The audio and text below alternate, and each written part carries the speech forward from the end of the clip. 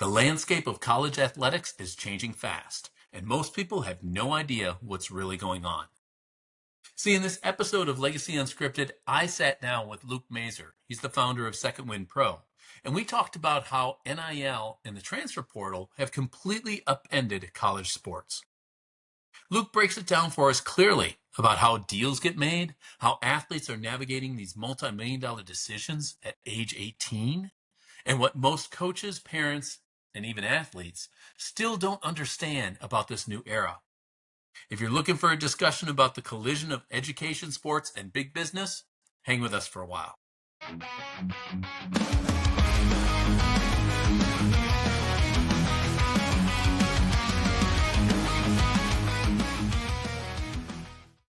Welcome to Legacy Unscripted, sponsored by Progeny Coaching. This is the podcast where sports and business collide. I'm your host, Russ Katzman, and here we skip the fluff and get straight to the candid conversations. From athletes turned entrepreneurs to impact-driven business leaders, we'll dive into the wins, the lessons, and some of those failures that make our legacies worth living. Now, I'm looking forward to this one. This morning, I'm excited to bring in Luke Mazur, founder at Second Wind Pro. Luke, good morning. Good morning. How you feeling, Russ? I'm doing well. I appreciate you jumping on bright and early with me. Yes, So, sir. I want to get right to it. On your LinkedIn description for Second Wind Pro, one of the things you mentioned is empowering college athletes. What does that look like to you? Yeah, so right now you're looking at a brand new landscape where college athletes in the past 5 years went from, not being able to get a free Gatorade from the snack stand after a game to now getting paid millions upon millions of dollars. So where we come into play is to be the bridge between the athlete, the university, sometimes the collective, even the booster programs, and just get the athlete the best deal so that all that they have to do is just focus on mastering their craft, which is playing their sport. We leave the business to us so that they can leave the playing to them. Now, to put that in layman's terms, are you technically an agent? Are you a liaison? Are you a mentor? What is that role that you're playing? Yeah, so we try to embody as much of that as we possibly can. So we have a staff full of agents that are former professional athletes themselves playing at the highest level, like the NFL, people who coached collegiate sports that can both be a business brain, but also be the person to let you know, like, if you're having a struggle, listen, this has happened to me in the past. You just got to do X, Y, Z. People who can actually break down film, but at the same time, liaise to the universities, liaise to the brands to help make sure that these kids are getting the most that they can out of their college experience, because for many of them, it ends. Yeah. It's interesting that we're doing it this week. I mean, it's obviously this is going to come out later, but we're recording this the start of the season, right? Just before week 0.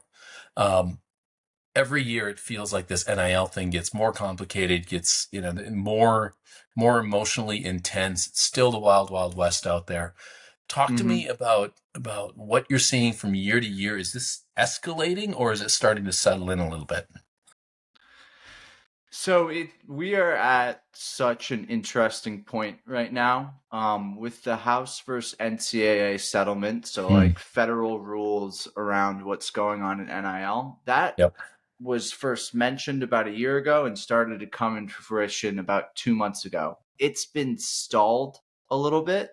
Yeah. So something is coming out and saying that there will be rules around the game, but it's a matter of when, and government's just kind of tying it up a little bit. So you're still seeing a lot of that wild, wild west where everything kind of goes happening, but it's starting to ease. You're also seeing universities coming out and saying, hey, we're going to operate as if this thing's already been passed.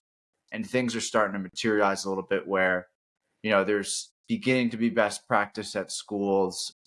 It's becoming a little bit more obvious where the money will be and won't be. So I think things are heading in the right direction. It's just not at that A+ level just yet. Yeah, this is so cool. I love having you on for this because for the average fan like myself who, I went to college, I cheer for colleges, all that kind of stuff. But we see this landscape, and we see it changing. We see our favorite players jumping from school to school. We see all this kind of stuff, money being offered here, money being offered there. And it's so foreign to us. I mean, we talked about it for years. Kids should get paid. Kids should get paid. Now they're getting paid, and people are complaining they're getting paid too much. So, Hmm. from somebody that's in it, do you want that regulation? How much do you want that House versus NCAA? How much do you want that to really affect what you're doing right now? Yeah, it's an interesting question. I definitely think whatever is in the best interest of the athletes should be put forth. Hmm. I started this business about a year and a half ago and had a lot of trouble before any sort of sanctions because Yeah, at that time it was state by state. You would start doing something in Michigan, the next thing you know, a law would come out and say you can't do that. So I debate this all the time, whether I think these new regulations coming out are good for my business or not. But as long as antitrust laws are put into place where yep, things are defined for athletes and compensation, I think it's a good thing. It's just a path towards where things kind of always should have been. I don't think that when the NCAA came out with this 5 years ago saying, hey, you can make some money off of like jersey sales or something like that. I yeah, don't think there's a shot in hell that they would have anticipated that it would turn into boosters paying athletes millions of dollars to transfer from school to school. So it became the Wild West because there's just so much passion and so much money behind college sports. It created a monster kind of yeah. organically. So there's just a necessity for it. And I think, as long as we operate with the best interest of our athletes in mind, there will always be a place for us. Yeah, and I think that's what people forget about. I mean, these are kids that, number one, they should be in there for the education and setting themselves up for their future, whether that means financially or getting an education or both. Um, if they aren't going to be bringing them in for the education, just send them straight to the pros. Well, they're not ready for the pros. Well, they're ready to get paid. Are they not ready for the pros? What is your thought on um, taking something like um, the NBA that years ago changed it to, well, you can come straight out of high school? Is that ever going to happen in the other sports? So I think that the new payments and all this stuff in college sports is going to bring it back to how things were like in the 80s or so, when people chose to stay in college for a little bit while longer. Yeah, For a question about, do you think that people will start playing professional sports younger? No, I think the complete opposite will actually happen. I think what will happen is people will stay in school for as long as they possibly can. You already see cases of like this, like Miles Bird, one of the athletes that we work with at San Diego State. He yep, could have easily have been a second round draft pick in the NBA. He decided to stay at San Diego State, do an extra year because why not? There's money there. And to be quite honest, he'll probably make more money playing in college than he would on an entry level G League contract. I also think that, you know, getting some of this, like if you're paid hundreds of thousands of dollars a year to play basketball, it's going to be pretty difficult to accept that $50,000 to $70,000 entry level job like all of us had coming out of school. So I think with the emergence of the new league that's coming up through the NBA in Europe, I could only hope that, for one, kids are going to get athletes, right? yeah. Are going to get more of a taste in their mouth to keep playing and have a little bit of that financial security to maybe make a smaller salary in a lower league in Europe or wherever else abroad and just continue to grow the network of professional sports in smaller markets across the world. Well, you bring up an interesting one, which is playing abroad, right? Which is, is there more money abroad coming out of college than there would be here? And is it because, I can't imagine it. I think back to, 30 years ago when I came out of school myself and as an accountant for of all things. No Hmm. offense to accountants, but it was 30 years ago. It was a moderate salary at best. And the interesting part about it is I can't imagine getting a couple $100,000 for an internship my senior year of college and then having to drop down to a fraction of that Exactly. coming out. But that's essentially Exactly. what you're talking about, right? And I think if any of us think about our careers that way and go back to, well, what would I have done if that was the option? Hell yeah, I'm staying in college. I'm going to do grad degree. I'm going to stay in it as long as I can. We've got these guys doing 5, 6 years. They're coming into football at 26, 27. I saw the stats the other day of all the individuals that have come out, the quarterbacks that have come out the last couple years, that are older than the ones that have been in the league for a couple of years, right? Which is amazing, but it's true. They Yeah. basically got their extra couple of years of maturity still in college, which is what we always wanted to begin with. So it's interesting, these arguments on both sides of this debate. Yeah, definitely. Definitely. And these to talk about people staying in college longer, I think you're going to start seeing people gamify that a little bit more by taking more of the postgraduate year. A lot of people saw that there's the ruling for the Vanderbilt quarterback Yep. where his JUCO years were not considered to be Division I years. Well, I don't I don't think it's good for anyone or college football, basketball, whatever it may be in general, for the average athlete to start playing for 5 years as opposed to 4 or 6 years or 7 years in some Yeah. cases. But at the same time, when you look at it objectively, is community college or junior college football the same thing as playing Division I football? Overwhelmingly, it is not. So it's interesting. I think the people who have to make these decisions were dealt with a tough hand just because Yep. exactly what we've said.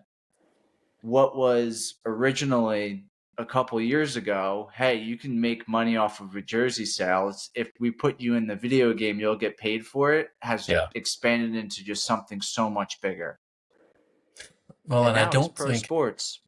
it basically it is, yeah. And for Mm-hmm. anybody who looked at the landscape prior to this, and it's hard to believe it's only been 5 years, but Mm-hmm. anybody who looked at the landscape prior to this and had the naivety to say, "Oh no, we'll just start with jersey sales, and it's just going to be," it's not going to do that, right? We had boosters putting money under the table all along. Now we just taken it and put it on top of the table. Now it's no different than what it was. Um, so I'm curious. I want to dig into this a little bit. Then I want to get into the business side with you. But Sure. one more question about this. So you're sitting in the living room across from the parents, across from a young athlete that's just coming into college. We've got a landscape now where they're not even spending. They're spending one year off in the east, 1 year off in the west, maybe one in the southwest, maybe one in the middle somewhere, getting exposure everywhere, getting more money each one they go to. Every year they're in some different place. What are you talking to the parents about when they're just getting started? Are you acknowledging that, or are you hoping to kind of put them one place and keep them there? What are you seeing? You have to acknowledge it. There's no way around it, and especially how aggressive some of these universities and coaches can be, not even towards the commitment era, but I've talked to freshmen in high school who've had conversations with coaches that mentioned, 100, $200,000. So Yep. it's important. For one, the most important thing is for these high school athletes to just continue developing their game. There's nothing Yep. more important. If you start to think you are someone because there's a dollar behind it, it's not over. Every single day in college is another tryout at practice. So Yep. when we get closer to the finish line and it's actually figuring out what makes sense, it's very important to not just have shiny item syndrome, right? You can't just look at, all right, well, this guy said, and in sometimes reality, I could have $1 million to go to wherever it may be. But if it's your goal and you're of the talent level where it really is a possibility for you to be drafted into some sort of league one day, you got to look at things a little bit more strategically and say, hey, I want to go to a school where there's a track record of players going somewhere. There's a Yep. coaching system that has my back. There's a spot that I'm going to hop into. It's not just, you know, the reality of this coach wants to win the bidding war of the top player because that's what they do.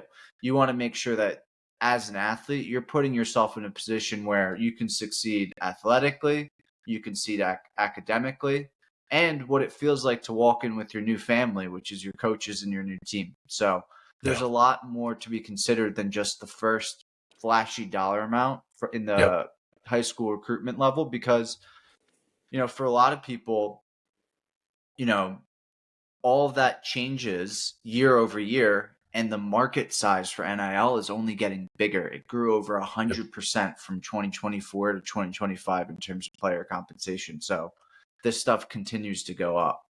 Yeah, it's just insane. And there's no ceiling right now. You don't know where it's going to cap out. But I find it so interesting that like what Dion did, right? He ends up, we used to hold coaches or not hold coaches accountable. We used to, hold them under fire for a while because they jump from this school to that school. They win a championship at a lower tier school and then jump into a struggling, tier one school and that kind of stuff. And we get upset at the coaches. Oh, you're leaving the kids, blah, blah, blah. Now it's switched and the kids are leaving the coaches and the programs and all that kind of Yes. stuff. But what Dion did is, hey, I'm going over here. You come with me, you come with me, you come with me, and let's go. Let's go reinvigorate this program at a conference that may not be at the level of where we are right now. It's up a tier. We can be seen a little bit differently. And, we saw certainly there were interesting things about the draft last year, but we saw what he could do to a program in a single year of Yes. bringing in that talent. It'd be interesting to see how much that is emulated by high profile coaches as they switch around and stuff as well. Well, yeah, I mean, it's going to be interesting, just the whole structure of the system. Now, one of the biggest, one of the new pieces to college sports structure is the GM process. So you're seeing Yeah. like Michael Vick goes to, I don't want to mess this up, but I believe it was Sacramento State. You see Steph Yeah. Curry is overseeing as GM Yep. of Davidson. So you have a lot more of these flashy tools to help bring in players, but at the same time, you also just have a completely different mindset to how you build a sports team. It went from, you know, the college level where all you had to entice people was just the possibility to get a scholarship. Yeah. Now it's at the point where a scholarship is almost a guarantee. Yep. There's dollars amount behind it, and there's also a full engine of these sports programs operating as a full-blown professional program with a GM atop, the head coach just still involved, I can imagine, but involved more in the coaching element of it. So, maybe I don't know it to be a fact, but maybe Dion took kind of like the GM and coach role where Yeah. they built something pretty crazy from like a media standpoint, from an NIL standpoint, and then the football product wasn't too bad for all intents and purposes either. Well, the interesting thing I find about it is if you look at it from the business standpoint, you look at college football as a business, right? Um, Mhm. it's a red ocean, certainly, and there are bigger sharks and there's smaller sharks, but it is a pure red ocean. Everybody's competing for the same talent, same people, all that kind of stuff. Getting these schools to find some way to differentiate themselves, and the school with the coach, with the program to kind of find a way to differentiate themselves to some of these athletes, and be willing to say, no, you know what? This is the kind of athlete I want. I'm going to go pursue these that have a grade point average up here, that have a community service here, and they've got the talent level willing to do this. And to turn away, this athlete or that athlete, or to not go chasing that next shiny athlete that, oh, if we could bring him in, but you could bring him in, but you're sacrificing what you're saying is differentiating you. And I Yeah. think from a business standpoint, we have a tendency to do that. I just had a conversation with people yesterday. I was presenting to Chamber of Commerce locally. And Mm. one of the things I told them is uh, if you're going to differentiate yourself, you can't allow some client, some customer, somebody who's willing to pay you a large amount of money or any amount of money to come in and dictate what your business is if you truly have Ex- aligned your business with your mission and your purpose and all that kind of stuff, right? So it'd mhm. be interesting to see how college football kind of does that differently. For you, I want to get to this. Mhm. You on the business side, you can't go, you might be able to, but you don't win business by throwing your face up on a billboard someplace, or jumping out into Instagram and saying, hey, come pick me, come pick me. How do you market? How do you go find people? How do you get in their living rooms with them and their parents? Yeah, so it has been a lot of just individual relationships and then expanding upon that. One of the things that we did that was pretty cool this past summer was we had 15 Division 1 athlete interns working for us, where Oh, part wow. of their job towards the end of the summer was to just expand their reach, like see who would be interesting to have a conversation with. And we didn't cap this. It wasn't only just the stud football player, who in reality is tough to get in touch with, or the Sure. stud basketball player.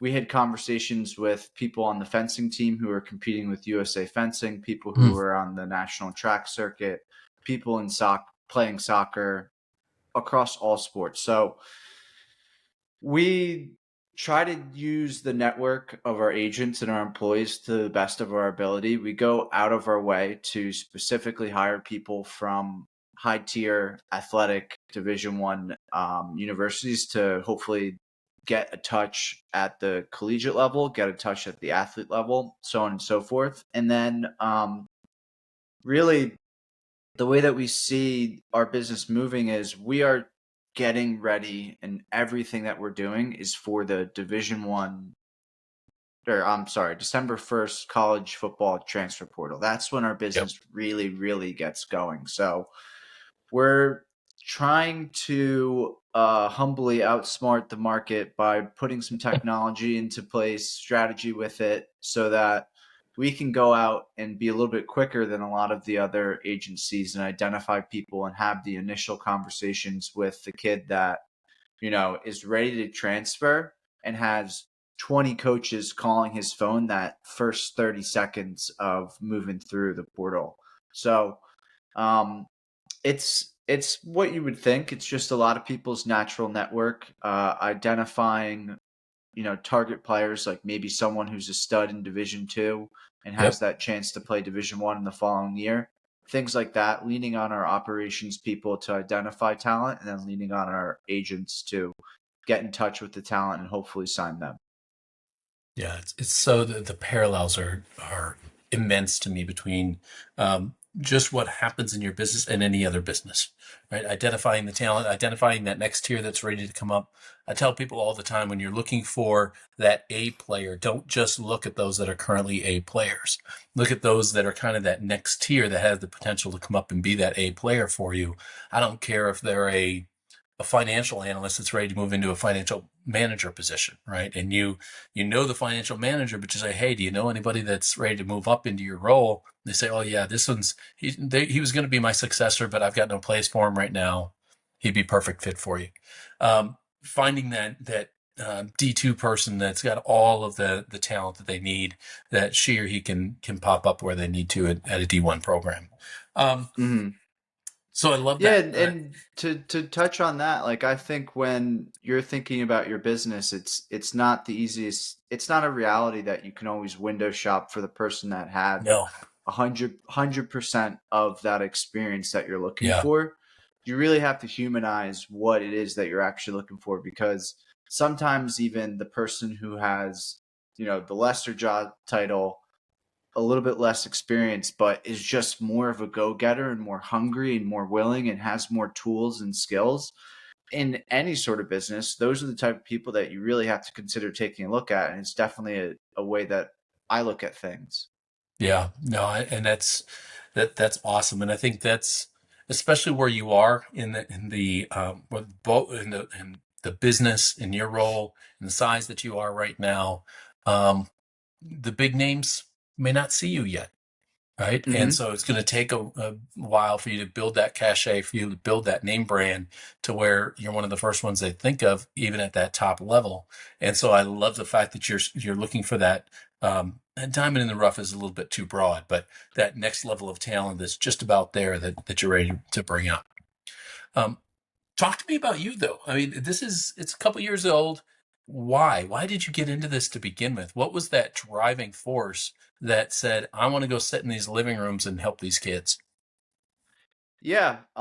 So I always played sports. I played ice hockey all the way through college at Syracuse, and then studied It's a good hockey finance, program. good hockey program, did what I thought I had to do.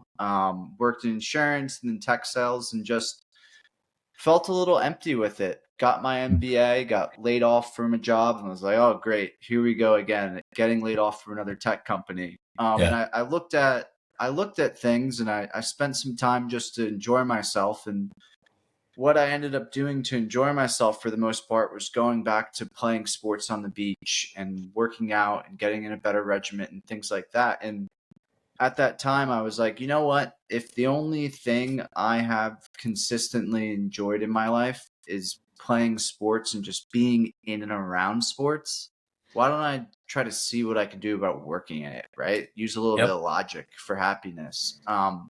So I stumbled upon name, image, likeness about 2 years ago, and I was just absolutely blown away by the business implications of it. You Hmm. have college athlete. I mean, in simplest of forms, you couldn't get paid to people getting paid millions of dollars, like at that time, Bronny James and Livy Dunn. And Yep. I was like, holy crap, like we're looking at something here. Like this is gonna slowly turn into something bigger, and it has. Yeah. But I studied strategic technology and innovation management in my MBA coursework at Drexel. Just a Hmm. fancy way to say like how to look at tech and how to look at things from a startup lens. So I kind of always wanted to either work at a pretty early on startup or start something of my own. And I just fell in love with college sports again and name, image, likeness, and just said, hey, if I just cement myself into this early enough and I stick around long enough, this thing will eventually work. And we're starting to see a little bit of that begin to happen. So pretty exciting. Congratulations. Those Thank first you. couple of years are such a grind, such a trial. Um, when did you know you were going to make it? When did you know this was going to work for the lifestyle you wanted? I still don't. I still do not. I think I operate a little bit on fear, and it's one of the best things for Okay. me. So like I do have the mentality that as long as you don't quit, you can't lose. And we've sustained enough athletes and enough traction in the marketplace where we can stick around for a little while longer. But it's the kind of business where you're always chasing your next deal, and there's Yep. always going to be a new competitor pop up. So I think the moment when I was like, this might actually work out was earlier this summer when we started having 10 conversations a day at that point with Oh, athletes in a wow. slower season, starting to have conversations with investors where right now we have just about $1 million of our $5 million goal for the seed period to raise something. So like, you know raising capital is no small task, and it's definitely not for the faint of heart. So like when you ask me when did I know, it's more when will I know that things will 100% work out. And I think it's when the portal happens, we get some success in the transition into 2026, hopefully to have a good year, and our series, geez, I wish our Yeah. seed round gets secured probably close to November 1. All right. That will be outstanding for you. And you're Yeah. right. I mean, that process is, if there's anything that creates anxiety in small business, um, raising funding, watching funding, cash in general, is going to do it. So you had you posted about this. I asked you about it when we had our intro call, but you had a pretty cool conversation with a pretty high profile coach out here in Vegas that kind of set the stage for you. Tell us about it. Yes. So 2 years ago, I'm in Las Vegas. I have this dream of starting Second Wind, and tough day trying to talk to parents, going and at a big AAU tournament, trying to talk Yep. to parents, just see what it is that they actually need so that I can help serve them. No one gives an F about an agent, especially when you're just trying to watch your kids Yep. basketball tournament, right? So a little bit bummed as a result. So I go and I sit down at a bar at the Wynn and just kind of reflect. I'm not going to spend time in my room feeling sorry for myself, but I Yep. was a little bummed. Long story short, I start talking to the older gentleman to the right of me, watching a preseason football game, just talking about football, telling him about my ambitions to be an agent one day, how I just really care about these athletes, how I have a friend who is a coach at XYZ school, Yep. how, I just really want the best for all these athletes and things like this. Long story short, after my build up there is I'm sitting next to Barry Alvarez. I'm like, this guy is probably one of the top five historical winningest coaches of all times.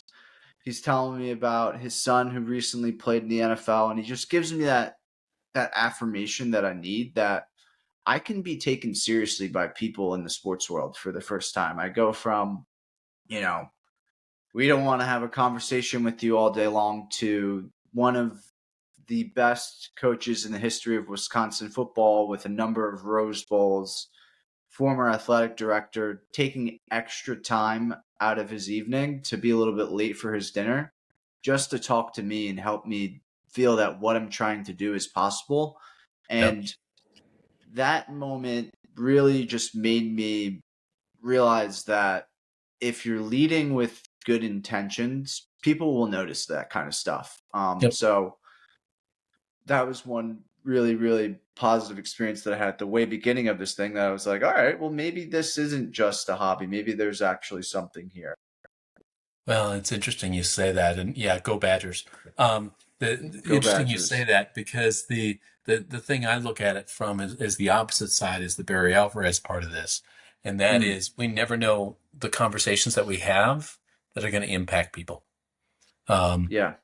I tell people all the time, I say legacy and progeny is built on live your legacy. I want people to live it while they're building it, not just leave it at the end. I want you to live your legacy while you're building it, but recognize that legacy can happen in a moment. I've had people ask me, what's my number one leadership lesson I learned over the years? And it goes back 30 plus years to when I was in college. And so an individual I was working with in college, and he had a conversation with me that completely set the stage for my leadership style for the next however many years it's been, 30 plus, right? And I still remember that one little conversation. Did he think in that Mm, moment that he was setting a stage for somebody for 30 plus years, that now not only has it shaped my leadership philosophy, but I use it in my coaching and teach others the same type of thing?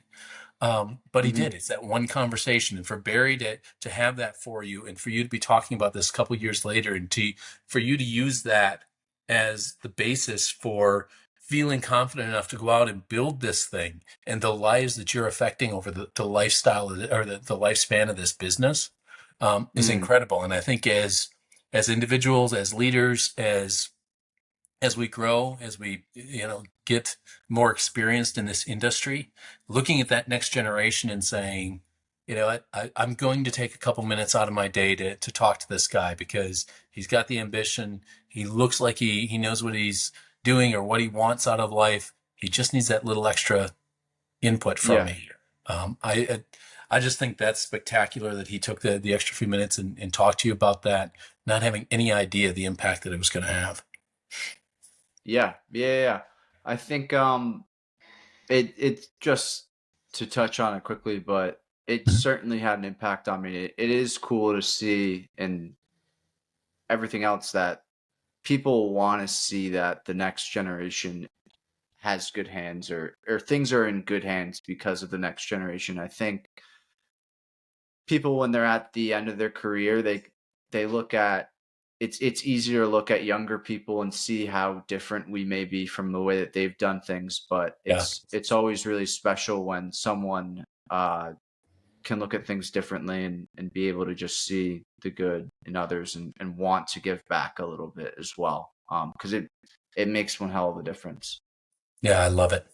So I want to give you an opportunity to do exactly that. You've been in this a couple years now, handful of lessons that you've probably learned. Maybe you're still living a couple of them. What are the number one, number two, maybe number three things that you would tell yourself if you could go back and talk to that person when you started? Yeah, I mean, I think one of the most important things that I always live by is, as long as you don't quit, you can't lose. Hmm. Just having tried this in the past and things didn't go 100% my way, and I took a pause, which wasn't necessarily a bad thing, but it beat me up for a long, long while. I basically did this for about 6 months last year and didn't have too much traction. Was like, I'm this isn't me. I'm not Yeah. capable of doing things. So, like, being able to learn from shortcomings and being able to adapt and iterate and just stay in the game. And a reality is, when this is the type of industry that everyone wants to work in, there's always going to be someone that tries to knock you off your ass, and you have to always be doing something to better yourself or better your business. You cannot ever say stagnant. So just learning that you just have to be remarkably resilient, especially in a somewhat high profile kind of job space where everyone wants to do it. Well, why Yep. isn't everyone doing it? Because it's really hard, and it's really It's, competitive. And sometimes some people just, they don't want to work with you because they don't want to work with anyone, or they're too yeah. difficult to work with, it whatever it may be. But it really just comes back to just taking the bad with the good. And as long as you do what you're supposed to be doing, even before the money comes, keep going. Just keep going. If you like, if you're chasing your dream industry, whoever it may be listening to this, Yep. and you have a shortcoming, or you're not getting that perfect paycheck, you got to do what you got to do to pay the bills. Go out and Uber. Go. I didn't even tell anyone this, barely, but I was a bouncer at a nightclub with two full-time jobs, basically, because I had to pay my bills because I wanted to get back into this so badly and get Yep. afloat quicker. So, like, if you want to make something happen, it manifesting and all that stuff is important, but making sure that you're putting your 110% effort, the same way that I expect my athletes to do. You have to just be willing to sacrifice everything. Just make it,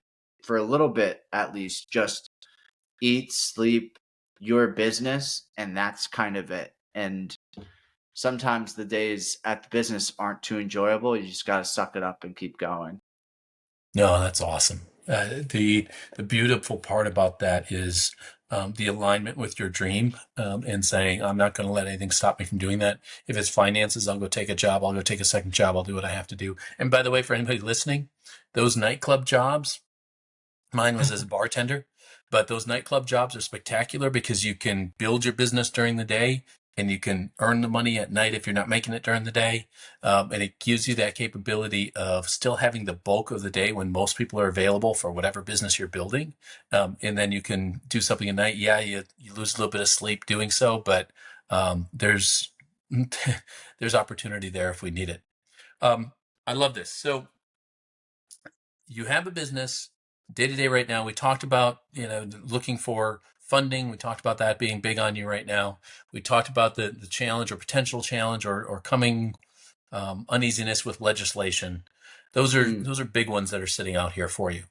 Day to day, mm. what are the things that are keeping you up day to day? What are the challenges you're facing on a day to day basis right now? So right now, we've we try to focus on getting athletes that make compensation for their on-field play, right? Hmm. You can't negotiate that's that kind of stuff is cyclical.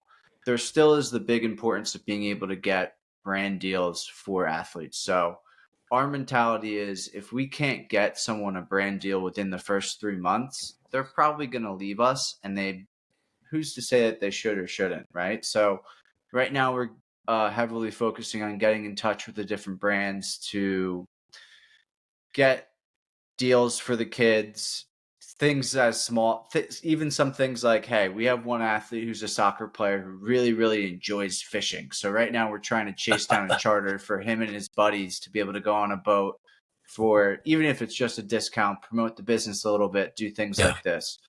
We're also flirting with the idea of doing university consulting a little bit, and Hmm. to put emphasis on flirting, but building the bones of that, seeing what it would like to build a business development arm. And then there's a whole tech element that doesn't really get talked about too much with what we're doing. We're also building out technology that can quantify what is the actual value per player, right? Yep. In any pro sports league, you can very easily see what a comparable player is making at that position for next man up, right? Right. It completely doesn't exist in college sports, like completely, completely, completely. Although, everyone believes that all these players are getting paid like Arch Manning. Well, they most certainly are not. But how do you quantify what the offensive lineman is making that had a good year and is going from year 2 to year 3? So we're Yep. trying to build some sort of tool that we can use both internally so that we can ask for the right number when we are in the middle of some sort of bidding process with different universities, but Yep. eventually maybe expand to create some sort of GM like tool like you see in the video games for Yep. universities and staffs. Well, and I think the interesting thing now, and I've had a couple guests that talk about this on the podcast, is the data science that's happening at these university Hmm. and pro levels, right? There's so Hmm. much data out there that can be mined. And if you find ways to tap into that, and you can start at the middle of college years and say, based on the statistics, someone of this size in this position, in this, this level of talent can project this kind of career going forward. Hey, Mr. and Mrs. Sponsor, this is what we project for this individual. So you're not getting them for 1 or 2 college years. You're banking on them being this type of longevity for their career and for your brand. Same thing for colleges, right? To be able to project them even going to college and talking to universities from a recruiting standpoint and stuff. Um, Again, using that data to be able to project what this level of talent is going to be able to do for them. Some of those colleges use it, some of them don't. Yeah. And I think that to your point on the technology and between AI and the available data science and all bringing all that stuff together to be able to project based on all of that. Here's the stats on the person that I'm selling. And it's exactly what you're doing. You are selling an individual to sponsors, to universities, etc. Yeah, yeah, and I love what you say just about data there as well, because maybe it was 2 years ago, maybe it was 3 years ago, I'm not positive, when ChatGPT and AI first came onto the scene, you saw so much new technology come in and basically just really, really change the way that businesses do things. And it became more apparent that things are getting a little bit easier to do. You can take this AI tool, plug it into that tool, and then use this AI tool to turn something into a super tool fairly, fairly quickly. So I think what you may begin seeing in the business world, in particular venture capital world, is a lot more emphasis on just utilizing and owning data. So Yep.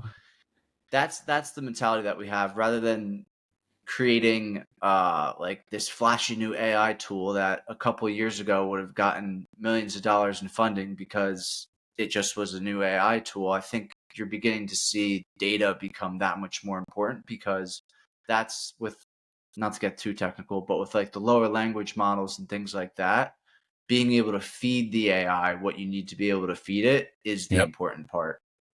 Well, and I don't know, and not to further complicate your industry, but I don't know how much longer it is before um, athletes start to be protective of their own data, right? To start to say, wait, hey, if you're going to take the stats on me, if you're going to put all these probes on me and monitor my progress and movement and all that kind of stuff, that's pretty valuable stuff to you.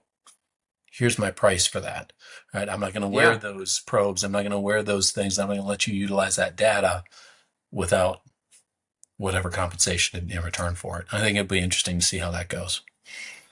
Yeah, it is. It's interesting just how much more athletes are beginning to advocate for themselves. Good. One of the biggest thing in public eye right now is the WNBA. So Yes. for one, it's a very fascinating debate because the WNBA doesn't make money, so it's not it doesn't it's not profitable. The owners a lot of the times lose money in the WNBA, and it's being financed by the NBA. That is a fact. Yep. Another fact is the players receive just about 10% of the revenue distribution as compensation in their collective bargaining agreement. Yep. So if there's a million in revenue, the players get $100,000 in compensation. Right. Their direct competitor, well, not competitor, but comparable, the National Basketball Association, they're getting somewhere close to 50% of that revenue distribution. The Wow. same exact thing goes in just about every pro sports league in America, but it's fallen crazy behind in the women's leagues.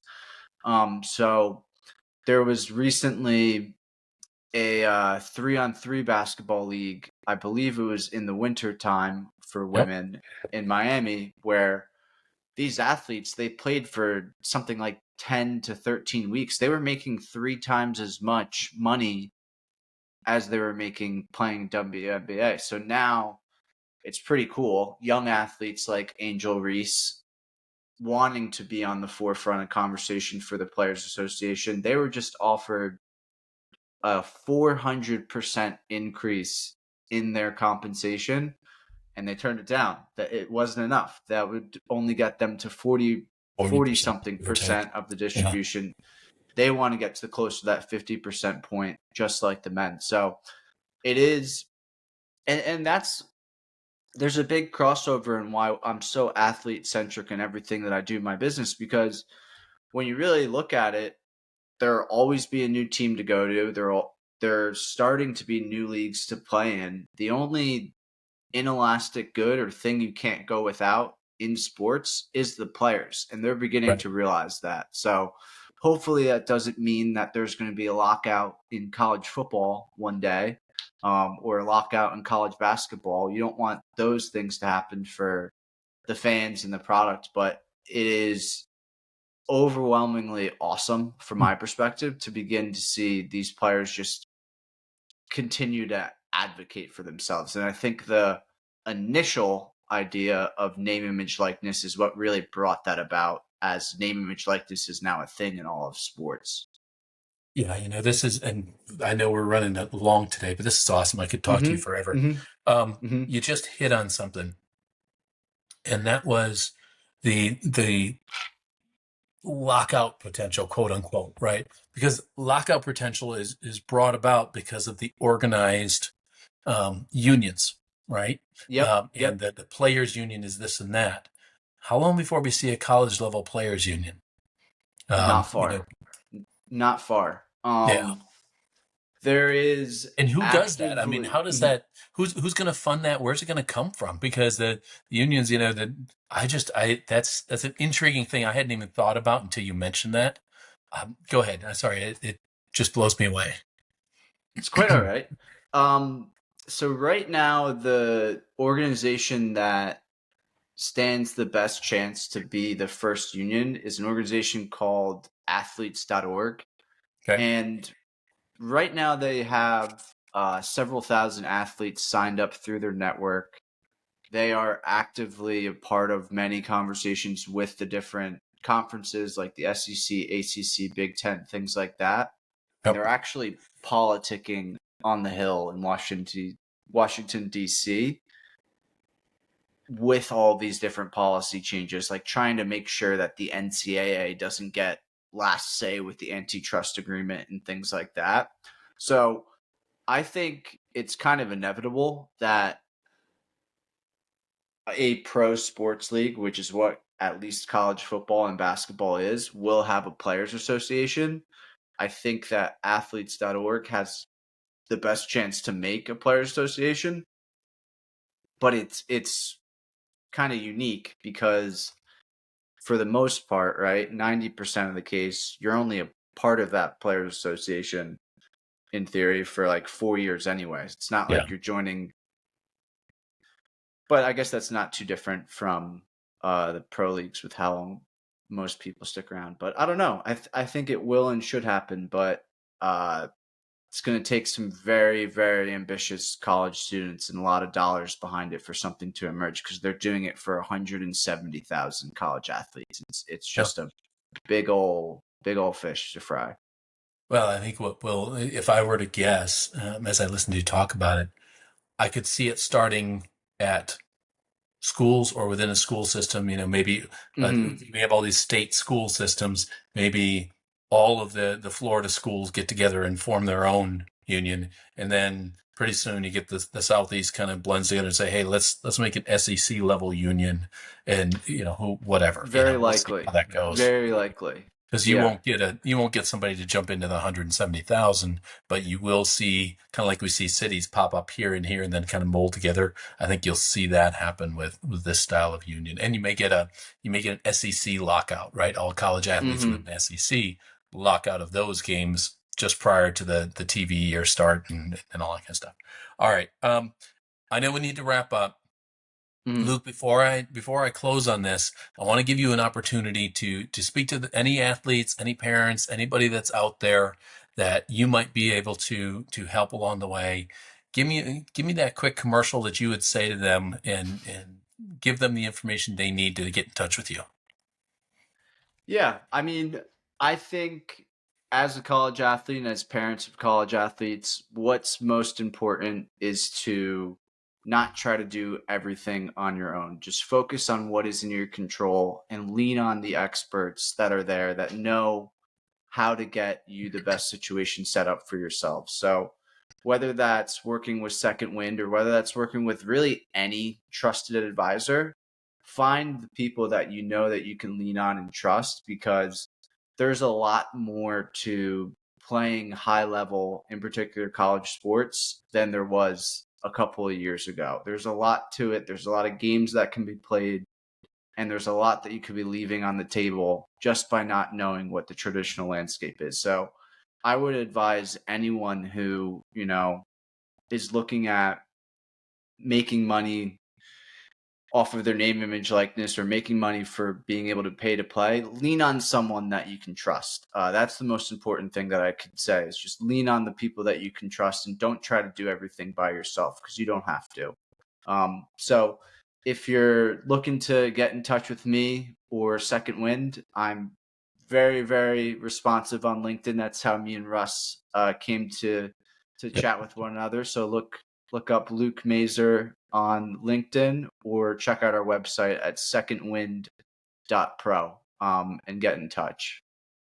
that's perfect. And we'll get those links into the show notes for them. Thank you so much. Well, Luke, this has been a pleasure. As I said, we could talk forever. Maybe we'll have a second part to this as we get into the Mm. season. Appreciate you jumping on. I appreciate it, Russ. So that's a wrap for this episode of Legacy Unscripted. If today's conversation sparked something in you, don't just let it sit. Take action today to build your future. Make sure to subscribe, leave us a review, and share this with someone who may need to hear it. If you've got a story to share or you just want to connect with us, you know where to find it. Until next time, keep it real, keep it bold, and keep living your legacy.